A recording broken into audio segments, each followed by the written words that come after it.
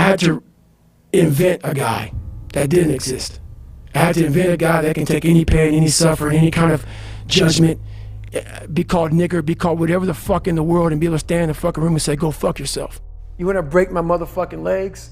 So be it. I will reverse that pain and suffering, and I will take your soul. I was that guy who ran away from absolutely everything that got in front of me. And so I had to man up.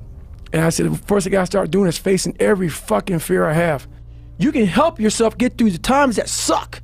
Real life. This is real life. 90% of your life will suck. 10% will be fucking happy.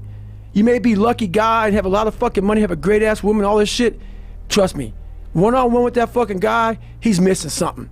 His life still sucks because he hasn't faced something that bothered him his whole fucking life. Something is still eating that motherfucker up. Almost everybody. Everybody. Eating you the fuck up. But maybe you found a good way, how I did growing up, on how to ignore that voice that's saying, you ain't facing some shit. Going in the water. So I was terrified of it. I mean, I can't even express. Have you ever had a big fear? And I know a lot of fighters have fears and stuff like that, but they get over them. But a lot of us have these fears that you just don't want to fucking face. And I have a lot of them. I had a lot of them. When I'm afraid of something, it's telling me you must conquer do this that. thing. You must do that. Yeah. You have to go that way. And most of us don't understand that mentality. We go left and we wonder why we haven't fulfilled something in our lives. You gotta start diving into those things that you are afraid of.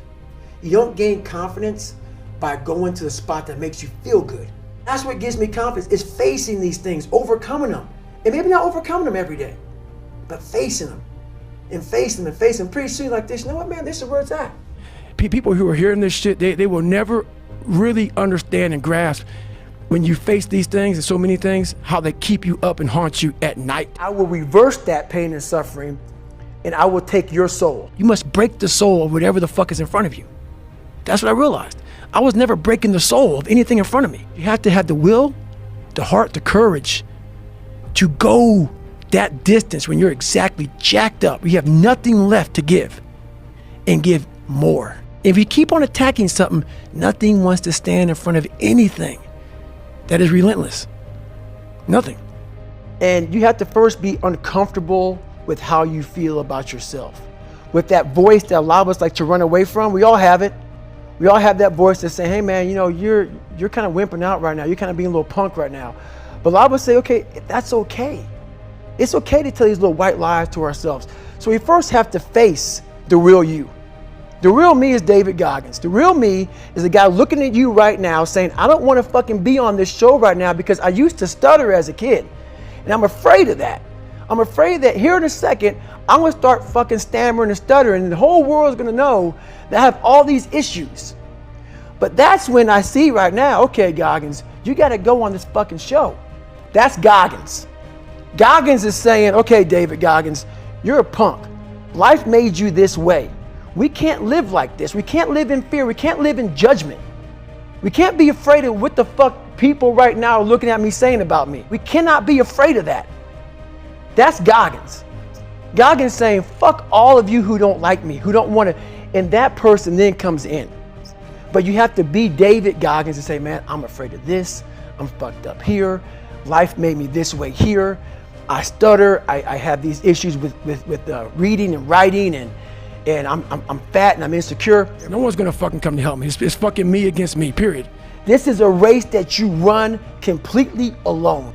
You can build that total accountability in oneself, and it's not about being selfish. I'm trying to create a better me, so hopefully people who are hearing this are taking it the right way, can say, I can run a mile. It ain't about running 205 fucking miles, doing 4th, being a city. It ain't about all that shit. Shit doesn't matter.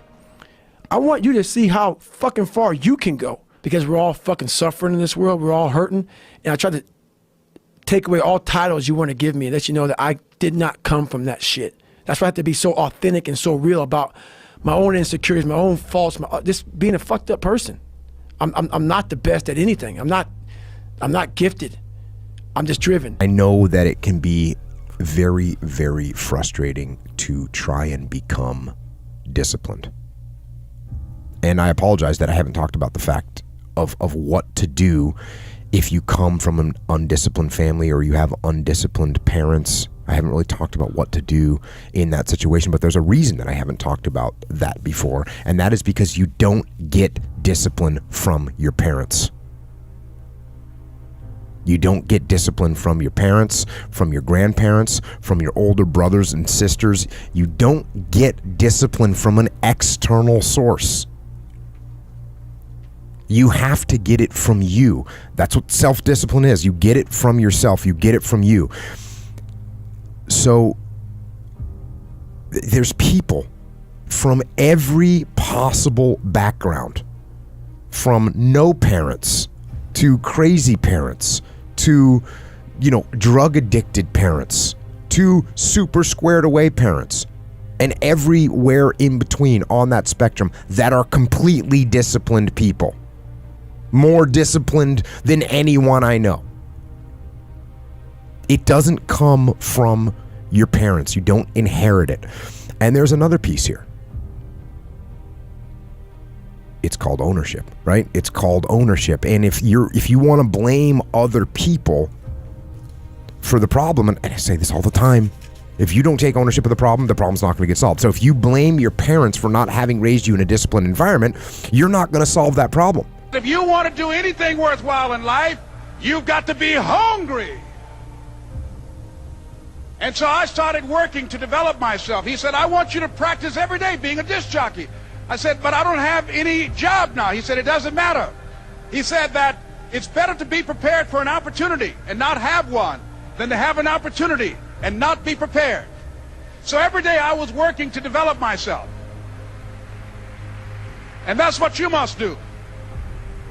And as I was working to develop myself, I applied for a job as a disc jockey, WMBM on Miami Beach. I went to a guy named Milton Butterball. I said, how you doing, Mr. Butterball? I'd like to get a job as a disc jockey. He looked at me, he said, you have any broadcast background? I said, no, sir, I don't. You have any journalism background? I said, no, sir, I don't.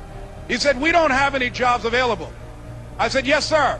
I went back to Mr. Washington and I told him. He said, don't take it personally.